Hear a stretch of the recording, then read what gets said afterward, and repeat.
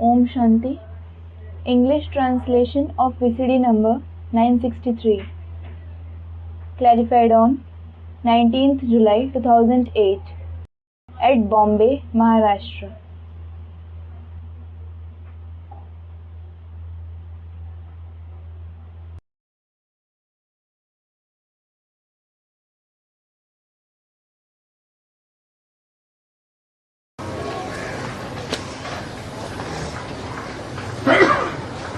आज का प्रातः क्लास है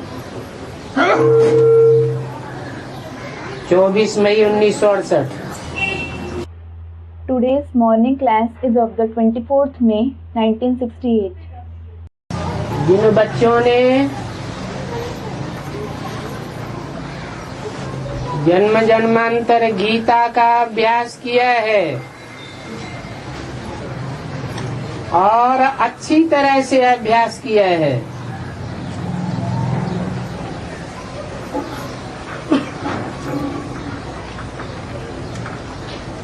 वो हाथ उठावे। The children who have studied the Gita for many births and who have studied it well, raise your hand. क्योंकि 63 जन्मों में अच्छा अभ्यास किया होगा तो इस लास्ट जन्म में जरूर लगाव होगा। It is because if someone who has studied it well in the 63 births, he will certainly be fond of it in this last birth. अभी उस गीता में लिखा हुआ है श्री कृष्ण भगवान watch. Now it is written in that Gita, Shri Krishna Bhagavan Vach. तो पहले तो ये मुख्य पॉइंट है। So this is the first and foremost point. बच्चे जानते हैं The children know कि भारत सदगति को पाया हुआ था। that Bharat had attained Sadgati. कब? When?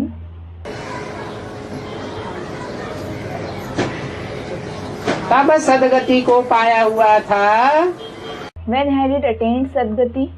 जब बच्चों की बुद्धि में बैठा था कि गीता का भगवान निराकार परमपिता परमात्मा शिव भोलेनाथ है।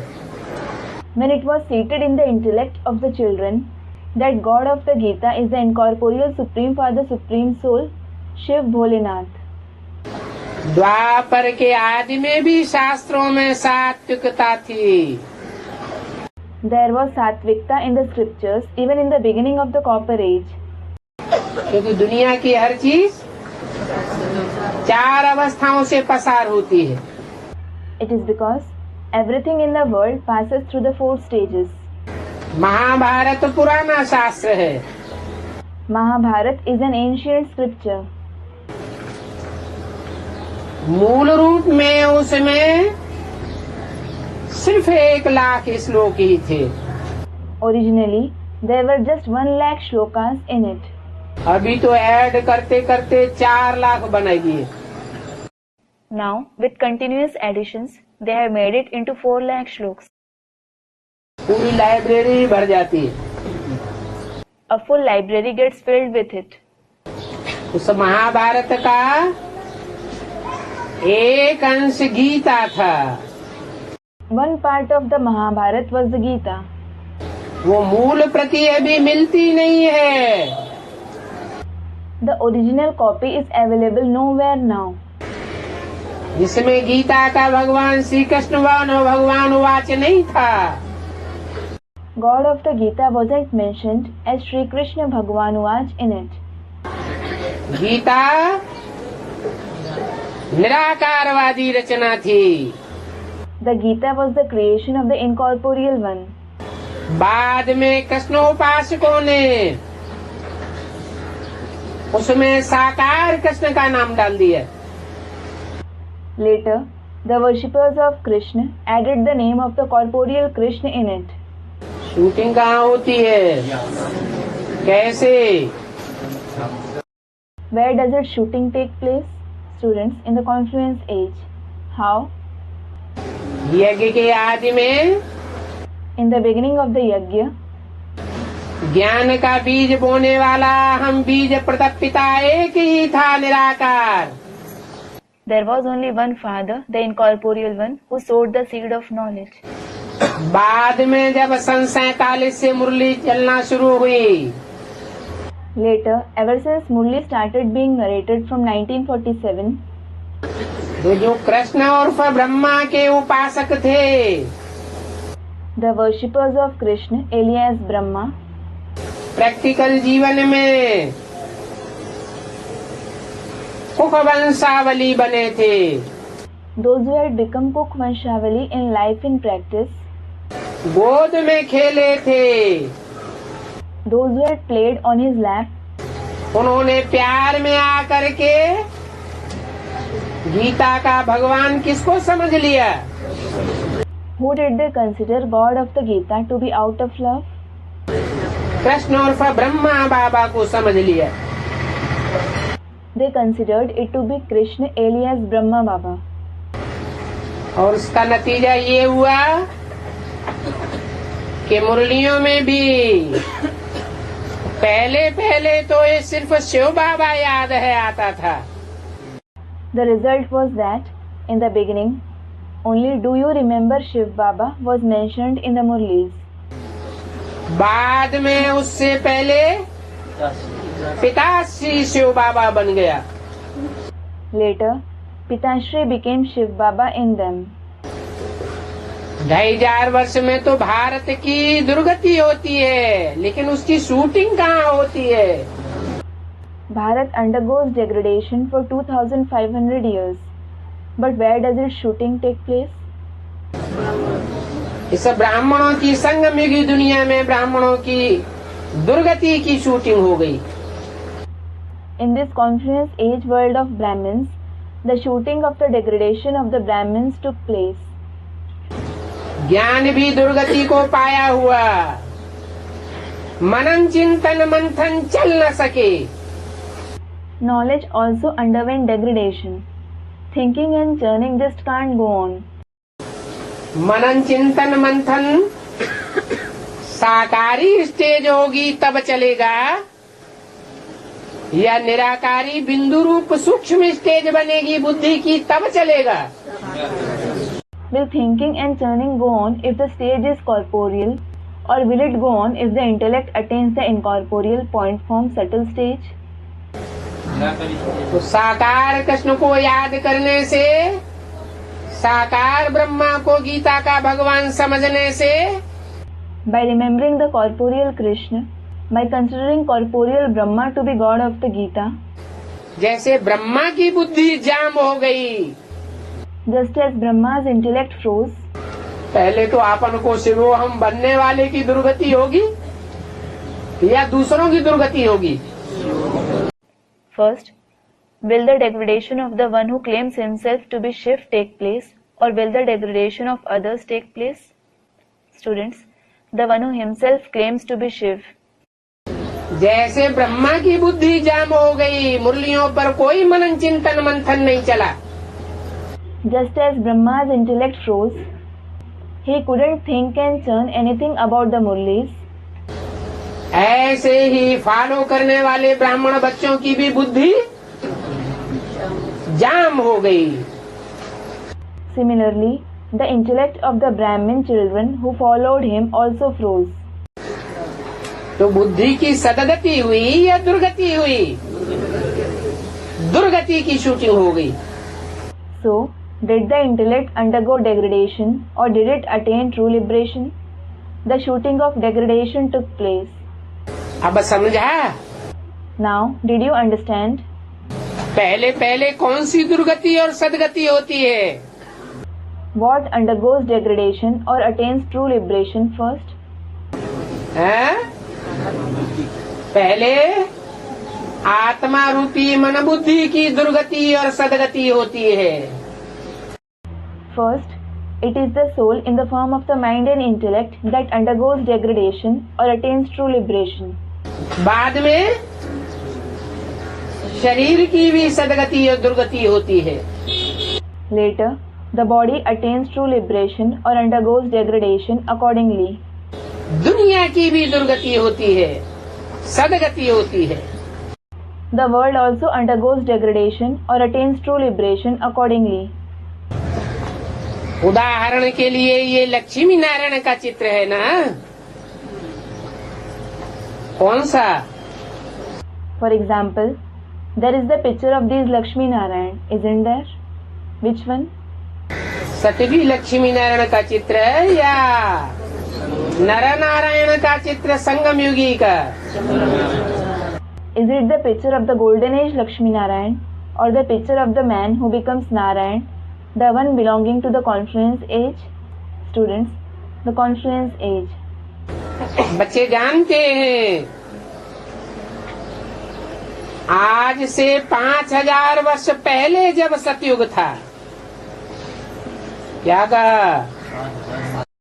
The children know 5000 years ago when there was the golden age, what was said? पहले या 5000 वर्ष के अंदर शुरुआत में? Earlier or within the 5000 years in the beginning?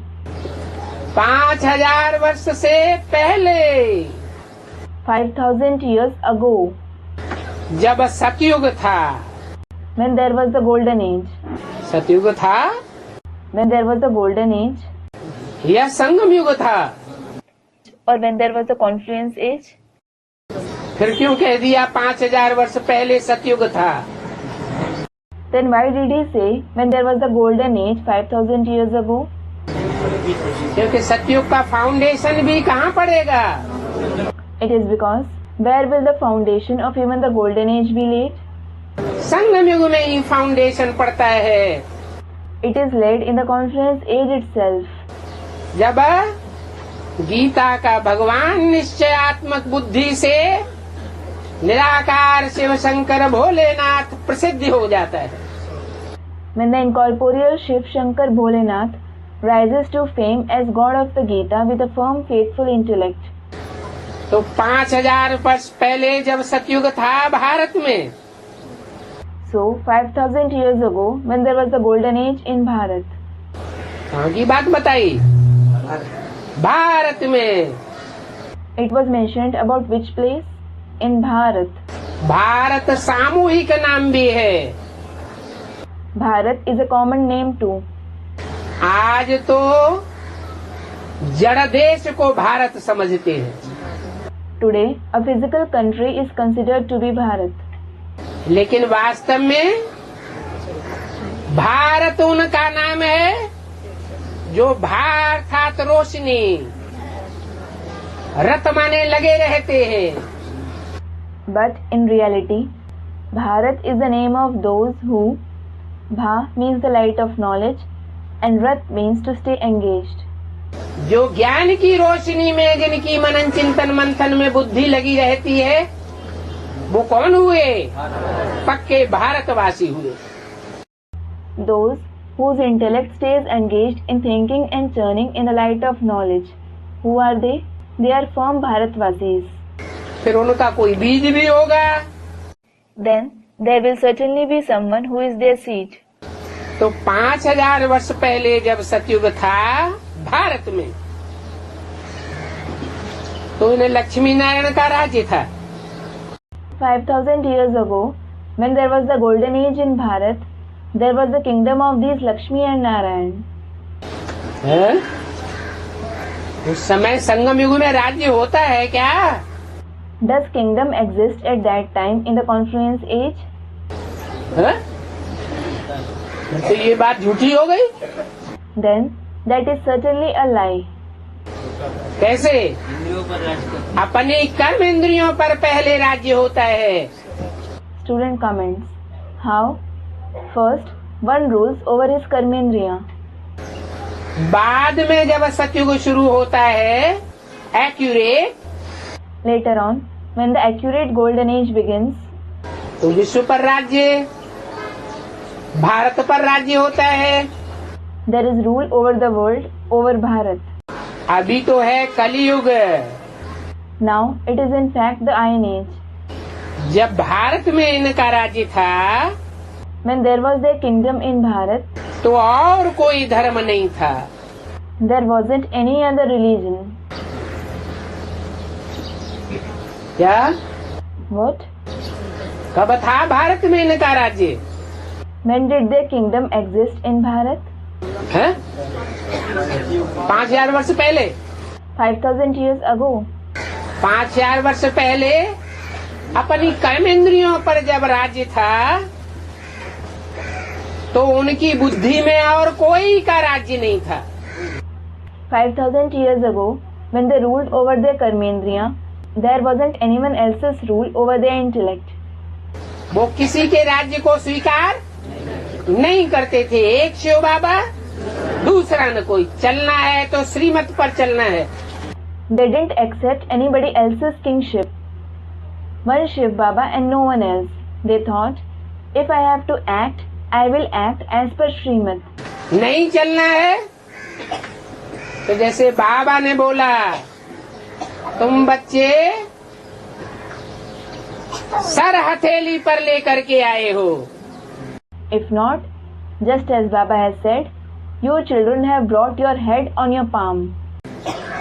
या करना है या मरना है। Do or die. आज से 5000 वर्ष पहले 5000 years ago, सूर्यवंशियों का राज्य था। there was the kingdom of the Suryavanshis. फिर चंद्रवंशियों का राज्य हुआ। Then there was the kingdom of the Chandravanshis. है? किसका किसका राज्य बताई दिया? Whose kingdoms were mentioned? 5000 वर्ष पहले सूर्यवंशियों और चंद्रवंशियों दोनों का राज्य होता है क्या? है? 5000 years ago, was there the kingdom of both the Suryavanshis and the Chandravanshis? पहले सूर्यवंशियों का राज्य अपनी कर्मेंद्रियों के ऊपर। First, the Suryavanshis ruled over their own karmendriya. बाद में चंद्रवंशियों का राज्य अपनी कर्मेंद्रियों के ऊपर। Later, the Chandravanshis ruled over their own karmendriya. लेकिन टाइम कौन सा? But what is the time? Shooting period कौन सा? Which period of the shooting is it? है? पुरुषोत्तम संगम युग में ही पहले सूर्यवंशियों का राज्य होता है, बाद में चंद्रवंशियों का राज्य होता है। In the Purushottam confluence age itself, first there is the Suryavanshi kingdom and later there is the Chandravanshi kingdom. Bharat यही देवी देवताओं का राजस्थान था। There was the land of the deities in Bharat here itself.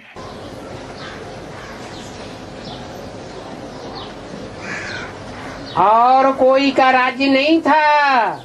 There wasn't anyone else's kingdom. और कोई भी दूसरे धर्म की आत्माएं या धर्म पिताएं उनको कंट्रोल, उनकी बुद्धि को नहीं कर सकती थी। The soul belonging to no other religion or no religious father could control their intellect. और कोई राज्य हो ही नहीं सकता। There just can't be anyone else's kingdom there at all. तो ये पढ़ाई है। So this is the study. किस युग की? Of which age? पुरुषोत्तम संगम युग की ये पढ़ाई वर्तमान में चल रही है। This study of the Purushottam confluence age is going on at the present time. अपने अपने अंदर देखना है कि हम किसके राज्य में रहते हैं। You should look within yourself, in whose kingdom do I reside?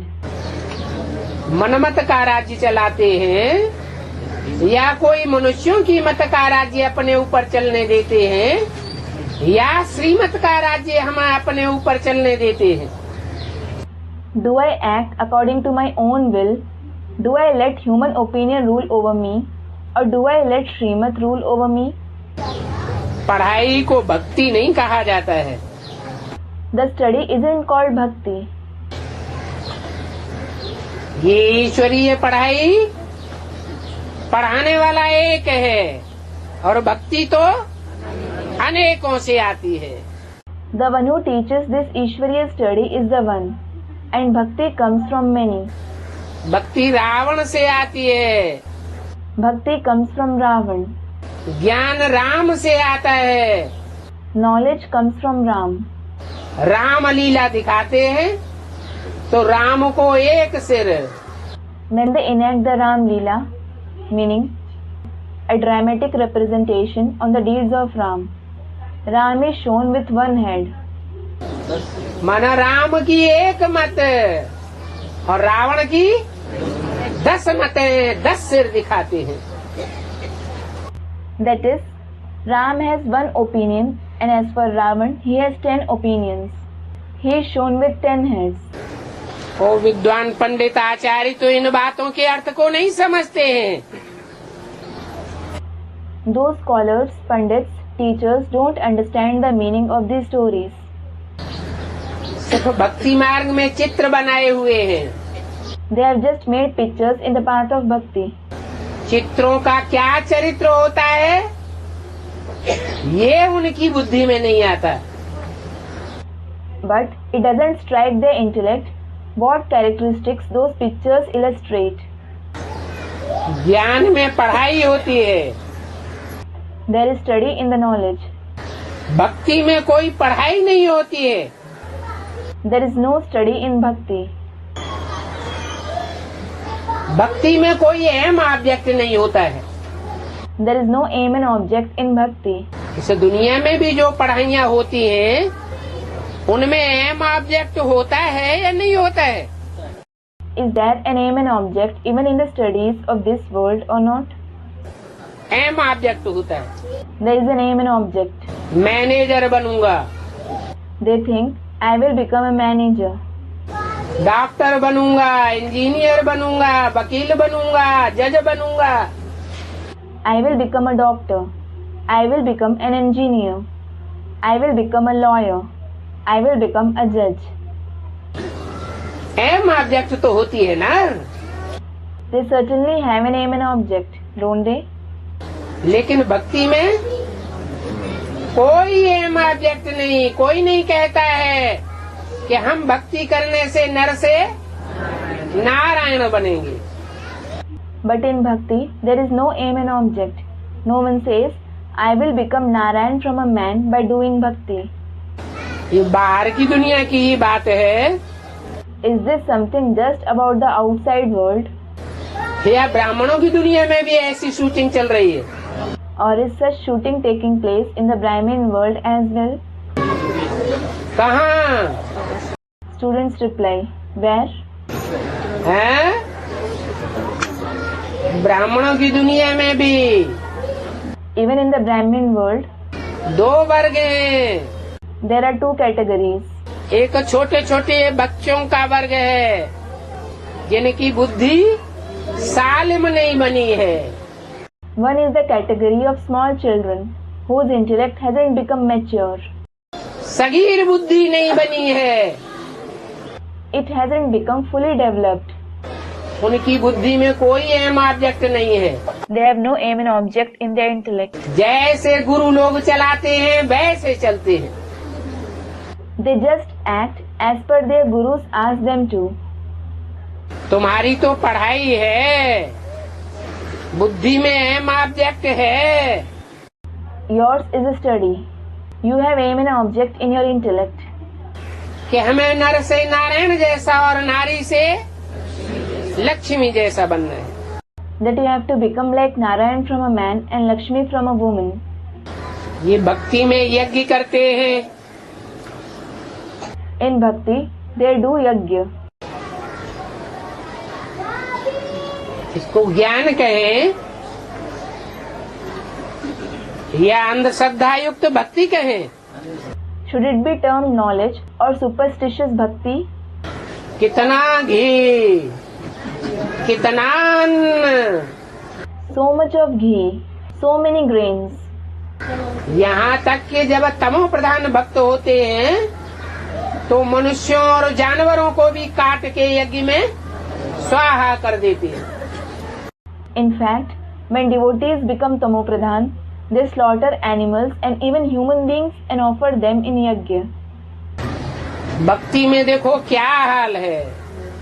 Look what the condition of bhakti is. ये तप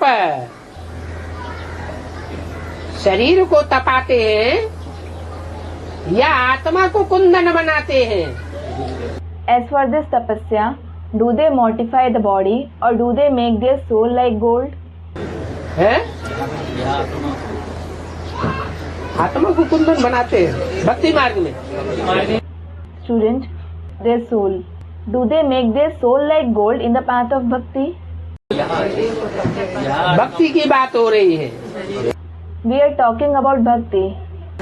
भक्ति मार्ग में यज्ञ तप दान पुण्य आदि करते हैं ना। In the path of bhakti, they organize yajna, perform tapasya and do charity, don't they?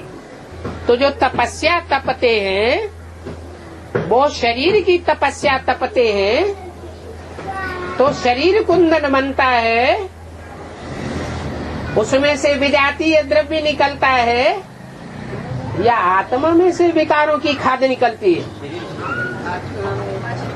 So, the tapasya that they do they mortify the body and does the body become like gold?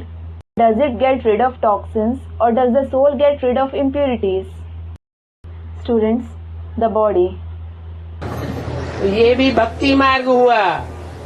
So that is also the path of bhakti. आत्मा तो तप करने से कुंदन बनती ही नहीं। By doing that tapasya, the soul doesn't become like gold at all. और ही नीचे जन्म मिलते जाते हैं। Rather, it goes on receiving a more degraded birth. क्योंकि हठ योग करते हैं। It is because what they do is hatha yoga. हठ योग में शारीरिक क्रियाओं का आधार लेते हैं। In hatha yoga, they practice bodily exercises. ये दान करना, Speaking about giving charity, भक्ति मार्ग में जो भी दान करते हैं वो श्रेष्ठ को दान करते हैं या भ्रष्ट को दान करते हैं। the charity that they give in the path of bhakti, do they give charity to the elevated one or to the corrupt ones? सारी दुनिया भ्रष्ट है। The whole world is corrupt. इस पतित दुनिया में एक भी पावन नहीं। Not even a single one is pure in this impure world. तो पतितों को दान करने से उसका रिजल्ट क्या होगा?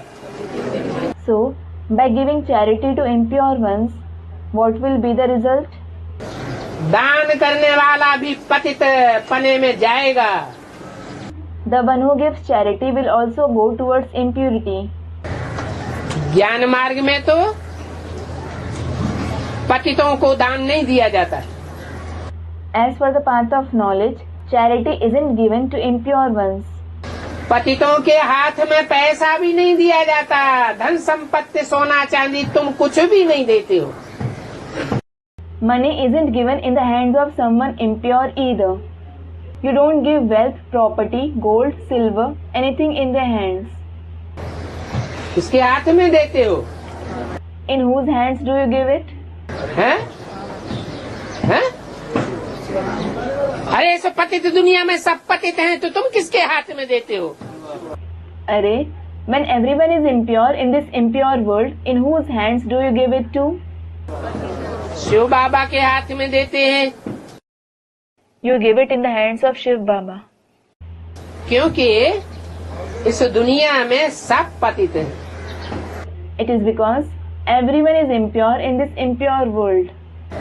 एक ही एवर प्योर आत्मा है जो एवर इम्प्योर में प्रवेश करती है। There is only one ever pure soul who enters the ever impure one. उसके बुद्ध रूपी हाथ के द्वारा सारा कार्य होता है। Everything happens through his hand-like intellect. अब कोई कहे Now, if someone asks,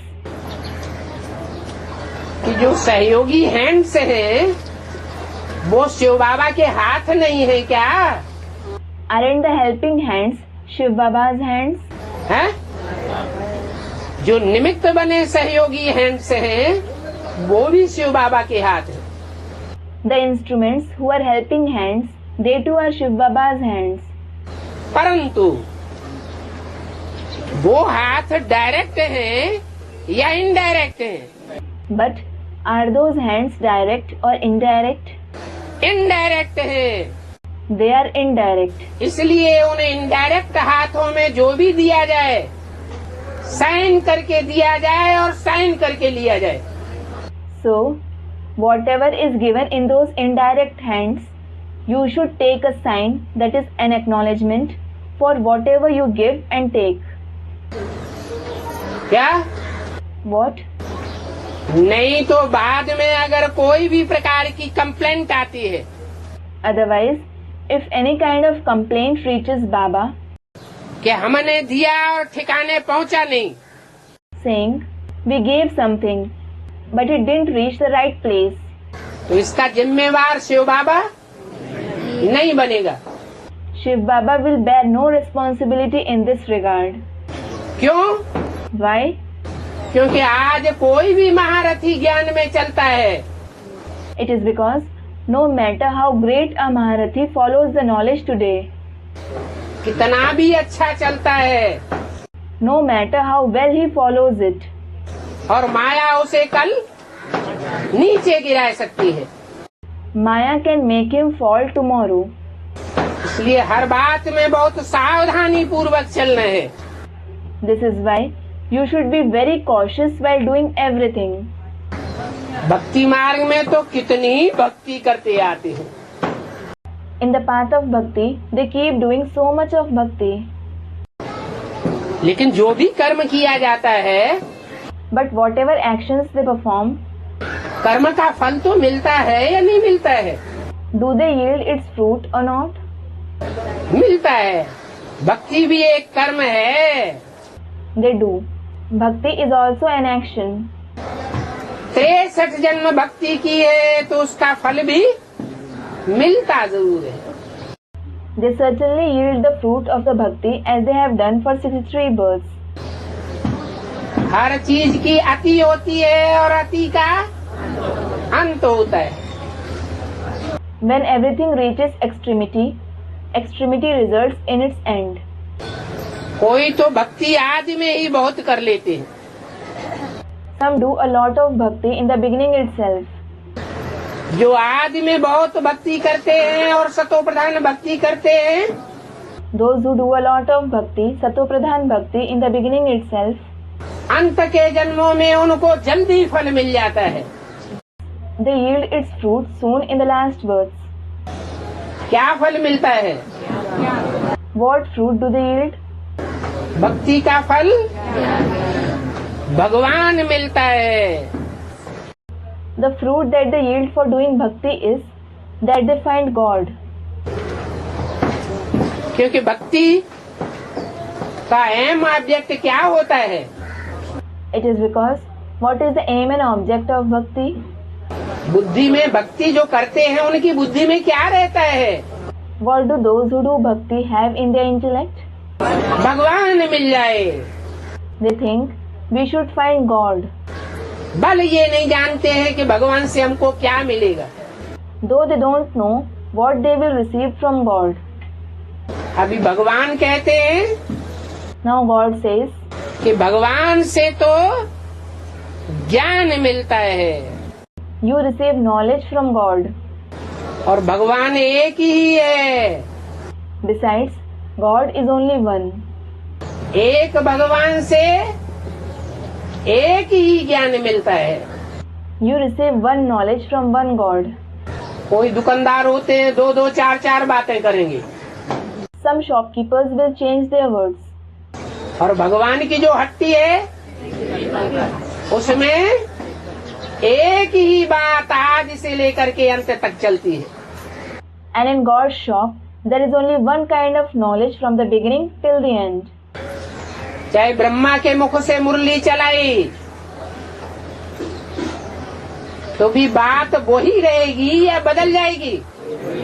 Even if the Murlis were narrated through the mouth of Brahma, will the knowledge be the same or will it change? मूल रूप में बात वही रहेगी। भले बिचौलिया जो धर्म गुरु है उसके अर्थ को बदल दे। Students, it will be the same. The crux will be the same.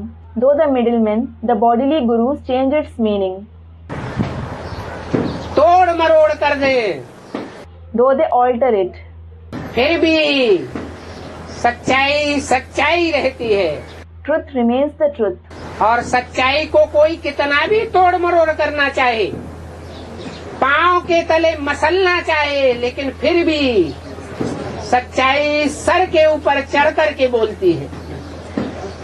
And no matter how much someone wants to alter the truth, no matter how much they wish to crush it under their feet, truth stands high and speaks out. अभी वो time आ गया, Now that time has come सच्चाई को प्रसिद्ध करने के लिए, to make truth rise to fame, ज्ञान को सच्चा साबित करने के लिए। to prove the knowledge true. कोई ढोल मजीरा बजाने की जरूरत नहीं है, There is no need to play any drum or cymbal. Advertisement करने की भी जरूरत नहीं है। There is no need of advertisement either. सिर्फ ज्ञान को सुनना है regular. You just have to listen to the knowledge regularly. दूसरों को रेगुलर सुनाना है You have to narrate it to others regularly. और प्रैक्टिकल जीवन में पवित्रता और याद की धारणा करनी है। And you have to assimilate the principles of purity and remembrance in life and practice. अगर इतना किया If you do this much, तो ऑटोमेटिक चारों ओर ज्ञान फैलता जाएगा। the knowledge will go on spreading everywhere automatically. कोई भी प्रयास करने की दरकार नहीं है। There is no need to put in any effort. इसलिए इस ज्ञान और योग का नाम सहज ज्ञान और राजयोग रखा गया है। This is why this knowledge and yoga has been named easy knowledge and Raj Yoga. तो भक्ति में तो कितनी भक्ति करते हैं, So, they do a lot of bhakti in the path of bhakti. भक्ति का फल उनको भगवान मिलता है। They find God as the fruit of bhakti. भगवान को आना पड़ता है, God has to come. आना पड़ता है, God has to come. हैं? भगवान जानते हैं कि भक्ति झूठी दुनिया बनाती है। God does know that bhakti brings about the world of falsehood. झूठा बनाती है लोगों को। It makes people false.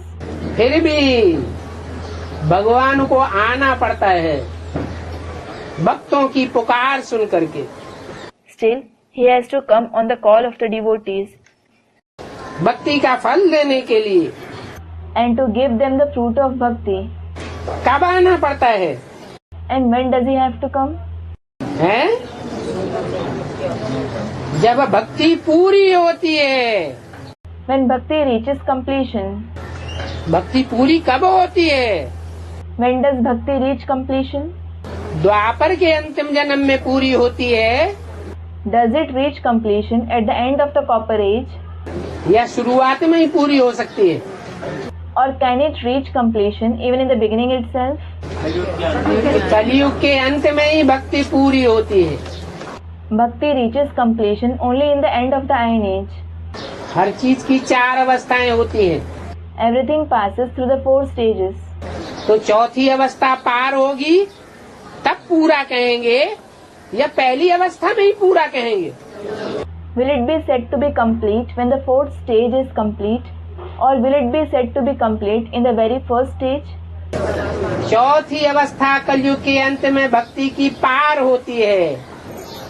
In the 4th stage, in the end of the Iron Age, तो भक्ति पूरी होती है कलयुग के अंत में। अर्थात जब पुरानी दुनिया का अंत होता है। so bhakti reaches completion in the end of the Iron Age, that is, when the old world ends. कब होता है पुरानी दुनिया का अंत? When does the old world end? है? अरे सब भूल गए हैं? Array, has everyone forgotten? Students, 2036.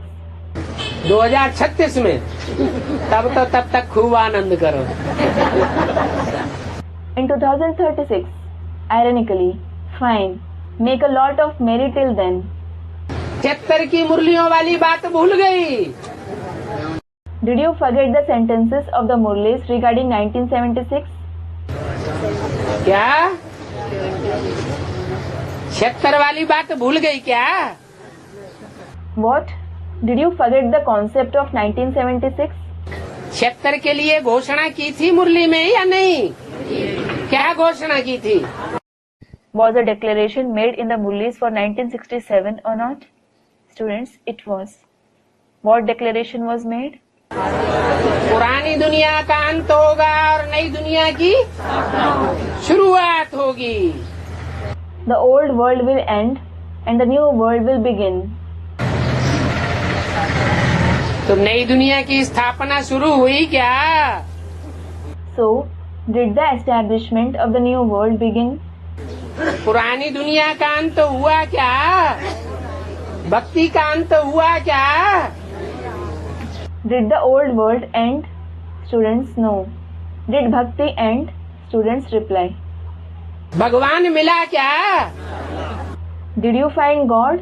Students reply. कैसे हो रहा है? You are saying it is ending. हुआ तो नहीं ना? It didn't end though, did it? भक्ति का अंत हुआ तो नहीं ना?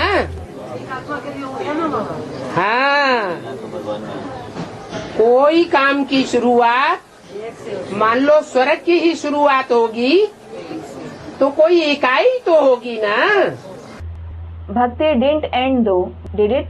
Student, it did end for one soul, didn't it, Baba? Yes. Be it the beginning of anything. For example, it is the beginning of the new world. There will be some family unit, won't there? कोई एक परिवार तो बनेगा ना? At least one family will be formed, won't it? कि ढेर के ढेर इकट्ठे परिवार बन जाएंगे? Or will many families be formed together? एक से शुरुआत होती है। It begins with one soul. तो उस एक के लिए कलयुग का अंत So for that one soul, the old world ends. और नई दुनिया के लिए शुरुआत हो जाती है। ये बुद्धि की बात है या शरीर की कर्मेंद्रियों की बात है? And the new world begins. Is it about the intellect or the karmendriya of the body? बुद्धि की बात है। It is about the intellect. पुरानी दुनिया का अंत होता है, फिर भगवान आकर के नई दुनिया की स्थापना और पुरानी दुनिया का विनाश कर देते हैं। When it is end of the old world, God comes, establishes the new world and destroys the old world. क्या तरीका है? What is the method? अगर एक के लिए हो सकता है तो अनेकों के लिए नहीं हो सकता क्या? When it is possible for one soul, isn't it possible for many? कैसे? How? तरीका क्या है? याद से। What is the method? Student, remembrance. Remembrance. आप मुए मर गई दुनिया। When you die, the world is dead for you. ये दुनिया हमारे काम की नहीं है। This world is of no use to me. सारी दुनिया से वैराग। To have disinterest for the whole world. भक्ति मार्ग में तो सिर्फ कह देते हैं। People simply say this in the path of bhakti. बिनु वैराग विवेक न होई। बिनु वैराग विवेक न होई। बिना वैराग के ज्ञान पैदा नहीं होता। That is, one can't have wisdom without disinterest. लेकिन ब्राह्मणों की दुनिया में तो ये प्रैक्टिकल बातें हैं। But these are practical concepts in the Brahmin world. भक्ति को तिलांजलि तभी होगी जब देह से, देह के संबंधियों से, देह के पदार्थों से पूरा ही वैराग। Bhakti will take its last breath when you have complete disinterest for the body, the relatives, worldly possessions. अगर वैराग नहीं है तो ज्ञान भी पूरा नहीं है। If there isn't complete disinterest, there isn't complete knowledge either. ये तो बच्चे समझते हैं। The children do understand. बरोबर जब आज सनातन देवी देवता धर्म की स्थापना होती है, Truly, when the ancient deity religion is established, तो दूसरा कोई धर्म नहीं होता है। there is no other religion. है 5000 वर्ष पहले आज सनातन देवी देवता धर्म की संगम युग में स्थापना हुई थी।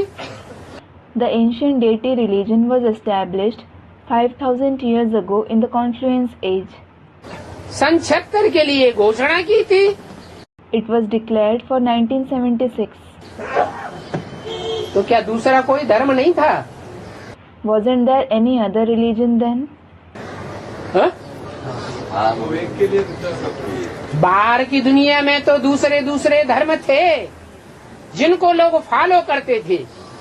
In the outside world, there were other religions that people followed. लेकिन नंबरवार जो बच्चे हैं, जिनके द्वारा नई दुनिया के प्रथम परिवार की इकाई स्थापन होनी है, But the number-wise children through whom the first family unit of the new world is to be established, उनकी बुद्धि में दूसरा कोई भी धर्म का प्रभाव नहीं रहता है। no other religion has an influence on their intellect. कोई दूसरे धर्म की प्रजा बन करके नहीं रहते हैं। They don't become the subjects of any other religion. क्या करते हैं? What do they do? एक शिव बाबा, दूसरा न कोई। One Shiv Baba and no one else. Surrender letter में भी लिख करके देते हैं। क्या? They also give it in writing in the surrender letter. What? है? जैसे चलाए, जहाँ बिठाए, जहाँ सुलाए, जहाँ ले जाए, जैसे कर्म कराए वैसे कर्म करेंगे। You may make us act as you wish. You may make us sit or sleep wherever you wish. You may take us wherever you wish. We will perform whatever actions you wish. पूरा पूरा श्रीमत पर चलेंगे। We will follow Srimad completely. तन भी पूरा अर्पण, धन भी पूरा अर्पण।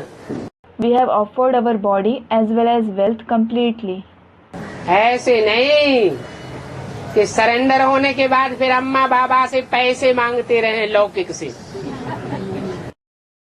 It isn't that after getting surrendered, you keep asking your Lokik parents for money. अपनी गोट में पैसे रखे हैं कि कहीं हालत खराब हो गई तो हम अपने आराम से घर भाग जाएंगे। Or that you keep money in your purse thinking, if our condition worsens, we will run away home easily. कोई देह का पदार्थ अगर नहीं मिला तो हम मार्केट से मंगा करके ले लेंगे।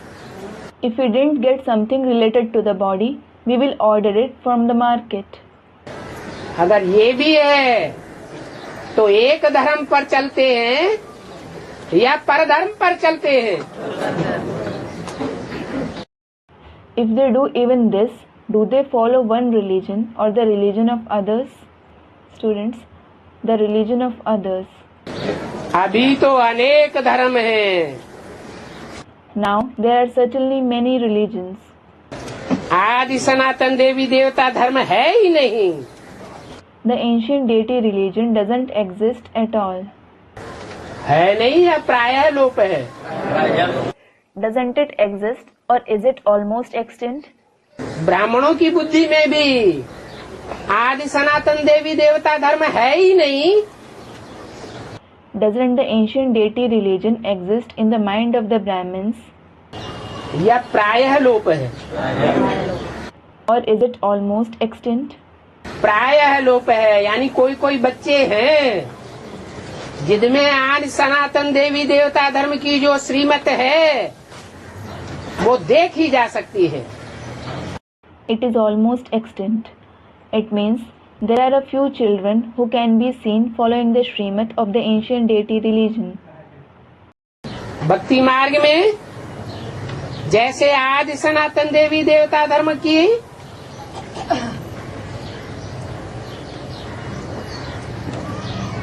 प्रस्तुति दिखाई नहीं देती, In the path of bhakti, it is as if there is no presence of the ancient deity religion. सिर्फ थोड़े से चित्र रहे बचे हुए हैं अजंता, एलोरा, एलिफेंटा की गुफाओं में। Only a few pictures remain in the caves of Ajanta, Ellora, Elephanta. और वहां से फिर शास्त्रों में उतारे गए और शास्त्रों से फिर ढेर सारे चित्र बन गए भक्ति मार्ग के। And from there, they were then translated into scriptures. And from scriptures, numerous pictures of the path of bhakti were made. वो आदि सनातन देवी देवता धर्म की यादगार हैं। They are the yadgar of the ancient deity religion. परंतु उन जड़ चित्रों के शूटिंग कहाँ होती है? But where does the shooting of the non-living pictures take place? हैं? ब्राह्मणों की संगम युग दुनिया में शूटिंग होती है। The shooting takes place in the confluence age Brahmin world. और शूटिंग पीरियड में जड़ चित्र होते हैं या चैतन्य चित्र होते हैं जो यदा कदा कहीं कहीं दिखाई पड़ते हैं। During that shooting period, are non-living pictures or living pictures present, which are rarely seen somewhere? चैतन्य चित्र यदा कदा कहीं कहीं दिखाई पड़ते हैं। Living pictures are rarely seen somewhere. तो सिर्फ चित्र हैं। So, they are just pictures. ये है सच्ची Gita. This is the true Gita.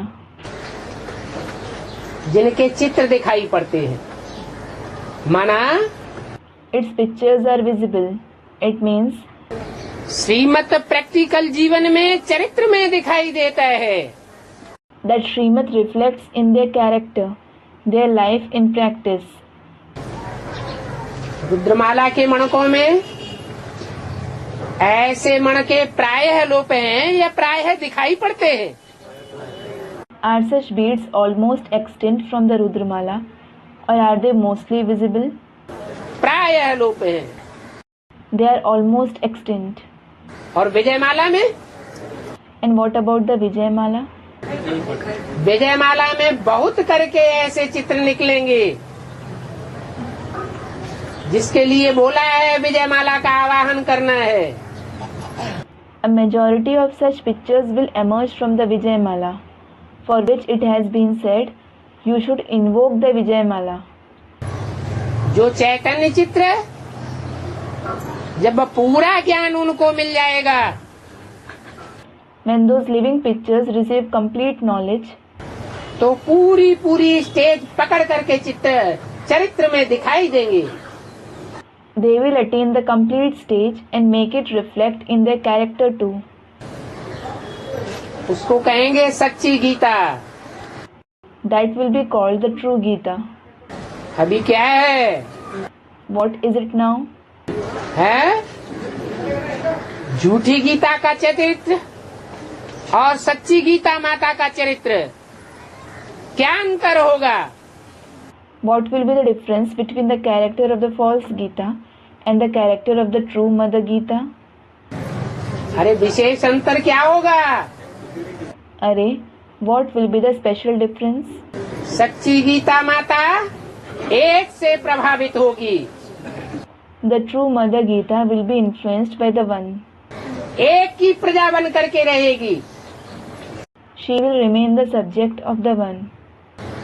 Narayan की पहली प्रजा कौन होती है? Who is the very first subject of Narayan? है लक्ष्मी। Lakshmi. तो सच्ची गीता और उसके मुकाबले झूठी Gita. So, the true Gita, and compared to it, there is the false Gita. सच्ची गीता से एक सेकंड में स्वर्ग स्थापन होता है। Heaven is established in a second through the true Gita. Brahma सो विष्णु बन जाता है, Brahma becomes Vishnu. और झूठी गीता से 2500 वर्ष की शूटिंग पीरियड में भी स्वर्ग की स्थापना नहीं हो पाती है, नरक का नरक ही व्यभिचारी बन करके रह जाता है। And the false Gita can't establish heaven even in the shooting period of 2500 years. Hell remains adulterous hell. Gita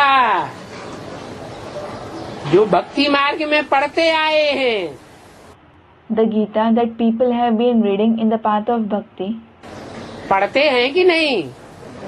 do they read it or not? पढ़ते हैं। They do. साधु संत महात्मा सिमरन भी करते हैं।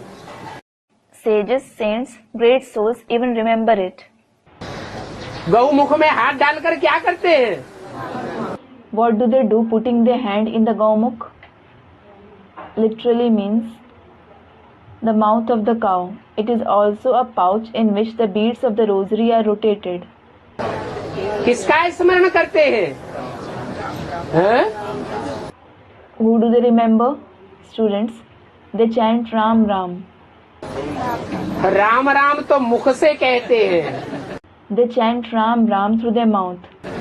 लेकिन उन्हें गौ के मुख में जो बुद्ध रूपी हाथ डालते हैं, उस बुद्ध रूपी हाथ में याद क्या आता है? But what do they remember through the hand-like intellect that they put in the Gaumukh? गौ का मुख याद आता है। They remember the face of the cow. तो भगवान को याद करते हैं या गौ मुख को याद करते हैं? So, do they remember God or do they remember the Gaumukh? गौ मुख को याद करते हैं। They remember the Gaumukh. वो जड़ गौ मुख बनाया हुआ है। They have made the non-living Gaumukh. यहाँ तो चैतन्य गौ मुख की बात है। Here it is about the sentient Gaumukh. वो चैतन्य गौ मुख The sentient Gaumukh, भक्ति मार्ग में पढ़ना होता है। they read it in the path of bhakti. जो चीज पढ़ी जाती है तो बुद्धि में उतरती है या नहीं उतरती है? Does something that you read sink into the intellect or not? बुद्धि में भी उतरती है, बुद्धि में खा खींच जाता है। It does sink into the intellect. It gets imprinted in the intellect. वो तो जानते हैं। They do know. क्या? What? इतनी बात तो जानते हैं कि कृष्ण भगवान वाच नहीं है। They do know that it isn't Krishna Bhagwan Vach. है? गीता में ये कौन जानते हैं कि कृष्ण भगवान वाच नहीं है? Who knows that it isn't Krishna Bhagwan Vach in the Gita? बाहर की दुनिया के लोग या ब्राह्मणों की दुनिया के लोग? Is it the people of the outside world or the people of the Brahmin world? ब्राह्मणों की दुनिया के लोग भी जानते हैं कि कृष्ण भगवान वाच नहीं है। Even the people of the Brahmin world know that it isn't Shri Krishna Bhagwan Vach. भगवान वाच तो ये है। This is actually Bhagwan Vach. क्या? What? झूठी गीता या सच्ची Gita? The false Gita or the true Gita? भगवान वाच है सच्ची गीता, जो प्रैक्टिकल जीवन में स्पष्ट दिखाई देती है कि आप बेविचारणी है। Bhagwan Vach is the true Gita. It is clearly seen through her life in practice that she is unadulterous. और झूठी गीता बेविचारणी दिखाई देगी। And the false Gita will be seen to be adulterous. अभी भगवान किसको कहा जाता है? Now, who is called God? हैं? भगवान किसको कहा जाता है? भगवान की सच्ची Gita. Who is called God? The true Gita is of God. हैं? तो भगवान किसको कहा जाता है? Well, who is called God? हैं? भगवान एवर प्योर है, तो एवर प्योर की जो सच्ची गीता होगी 100%, वो एवर प्योर होगी या भ्रष्ट भगवान होगा? When God is ever pure, will the 100% true Gita of the ever pure one be ever pure, or will God be corrupt? है? एवर प्योर भग होगी। She will be an ever pure Bhag, meaning female organ. भ्रष्ट भग नहीं हो सकती। She can't be a corrupt Bhag. अगर है If she is corrupt, तो झूठी गीता है या सच्ची गीता है? is she the false Gita or the true Gita? तो कहेंगे नंबर वार झूठी Gita. Then it will be called the number-wise false Gita. कितनी गीताएं बनाई हुई हैं? So many Gitas have been made. एक गीता है या अनेकों गीताएं? तुंडे तुंडे मत भिन्ना। Is there one Gita or are there many Gitas? As many heads, so many opinions. तो देखो कितने भगवान हैं। So there are so many gods. ढूंढना मुश्किल हो जाता है कि इनमें से भगवान कौन है। It becomes difficult to find out who among them is the real God. धर्म पिताएं कौन है? Who are the religious fathers? महात्माएं कौन है? Who are noble souls? धर्मात्माएं कौन है? Who are religious souls? और उनमें सच्चा सच्चा भगवान कौन है? And who is the real God among them? भगवान की दृष्टि वृत्ति आदि से लेकर के अंत तक, From the beginning till the end, will the drishti, vibrations of God, सच्ची गीता के ऊपर केंद्रित होगी या झूठी गीताओं के ऊपर केंद्रित होगी? be centralized on the true Gita or on the false Gitas? सच्ची गीता पर ही केंद्रित हो सकती है। It can be centralized on the true Gita itself. तो कितने भगवान बनाए दिए हैं? They have made so many gods. यहाँ तो कोई कहते हैं ईश्वर एक है, Here some say that God is one. फिर कोई कह देते हैं ईश्वर 24 अवतार लेते हैं। And some say that he has 24 incarnations. Kutch अवतार, मत्स्य अवतार, The tortoise incarnation, the fish incarnation. तो गोया वो कच्छ मत्स्य के बच्चे हो गए। So it is as if they are the children of the tortoise and fish. जिन्होंने कछुए को भगवान का अवतार मान लिया वो किसके बच्चे हुए? Those who considered the tortoise to be the incarnation of God, whose children are they? कच्छावतार के बच्चे हो गए। They are the children of the tortoise incarnation. जानवरियत का अवतार है या मानवीय अवतार है? जानवर के बच्चे जानवर होंगे या मनुष्य होंगे? जानवर ही ठहरे। Is it an animal incarnation or a human incarnation? Will the children of animals be animals or human beings? They are no doubt animals. कहते हैं मत्स्यावतार। They say the fish incarnation. मछली के बच्चे। They are the children of the fish. मत्स्य न्याय जानते हैं क्या होता है? Do you know what is the way of the fishes? मत्स्यावतार मत्स्य न्याय करेगा या मानवीय न्याय करेगा? मत्स्य का न्याय क्या होता है? Will the fish incarnation follow the rules of the fish or a human rule? What is the way of the fishes? जो मगरमच्छ होता है वो छोटी मछलियों को हप कर जाता है। A crocodile gobbles up small fishes. यही उसका न्याय है। This itself is its way, that is of life. ये तो गालियां देते हैं भगवान को They rather insult God. कि भगवान कच्छ अवतार लेता है, मत्स्यावतार लेता है, Saying that he has a tortoise incarnation, the fish incarnation, घोड़े का अवतार लेता है, सुअर का अवतार लेता है। धत तुम्हारे the horse incarnation, the boar incarnation. Dhat tumhari ki. an expression of annoyance.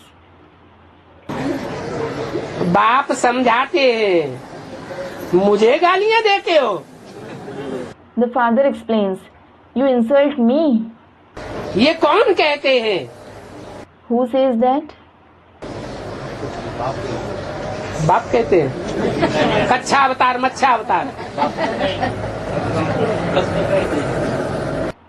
Student, the father does. Does the father say the tortoise incarnation, the fish incarnation? Shiv भगवान वाच, सर्व का सदगति दाता ये शिव बाबा ये है। Shiv Bhagavan Vach, it is this Shiv Baba who is the giver of true liberation to everyone. क्या? What? सर्व का सदगति दाता शिव बाबा ही है, मतलब It is Shiv Baba who is the giver of true liberation to everyone. What does it mean? साकार है या निराकार है, या साकार निराकार का मेल है?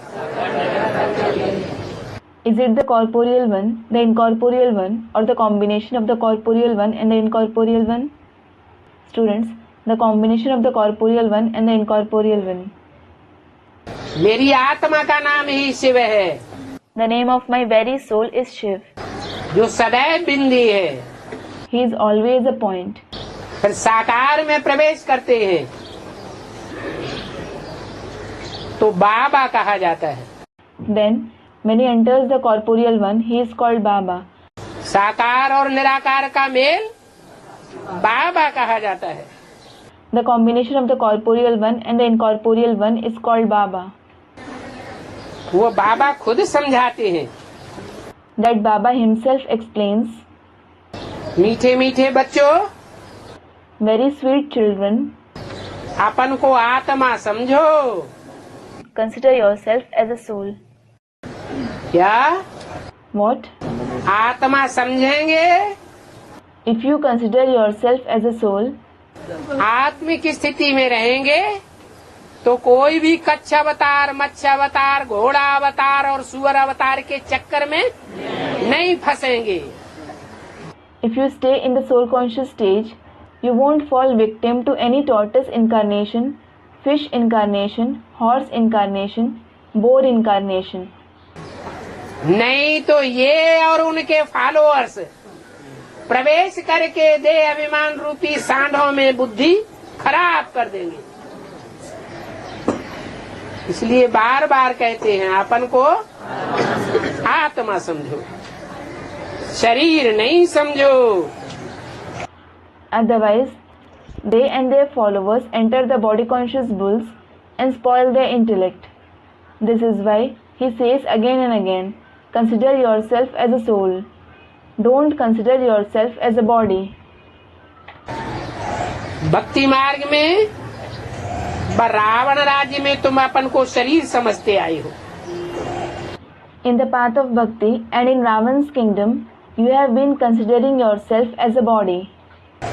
है? और यहाँ And what about here? आत्मा समझते हैं, समझते हैं। 24 घंटे में कितनी देर समझते हैं?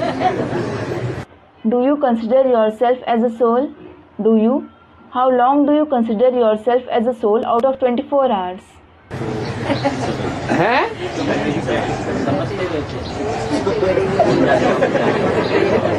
कितना अपन को आत्मा ज्योति बिंदु के रूप में देखते हैं? मैं आत्मा ज्योति बिंदु सितारा प्रकृति के बीच में चमकता हूँ, और कितना दूसरी आत्माओं को ज्योति बिंदु के रूप में देखते हैं कि आंखों में आंखें डाल देते हैं। Students reply, "The more you see yourself as a point of light soul, I, the soul, a star, am shining in the middle of the eyebrows. And the more you see others as a point of light soul, or do you look into the other person's eyes?" ये checking करने की बात है। This is something to check. शाम को रोज अपनी मुरादी संभालनी चाहिए। You should maintain your accounts every day in the evening. नहीं तो बाबा कहते हैं 10, 20, 50 भूलें रोज ही करते होंगे। Otherwise, Baba says that you definitely make 10, 20, 50 mistakes every day. इसको कहा जाता है देह अभिमान। This is called body consciousness. न अपन को आत्मा समझना और न दूसरों को आत्मिक स्टेज में देखना।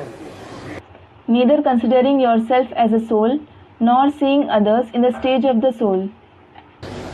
बाप समझाते हैं, The father explains, देह अभिमानी बनने से तुम नरकवासी बन जाते हो। because of becoming body conscious, you become the residents of hell. क्या? What?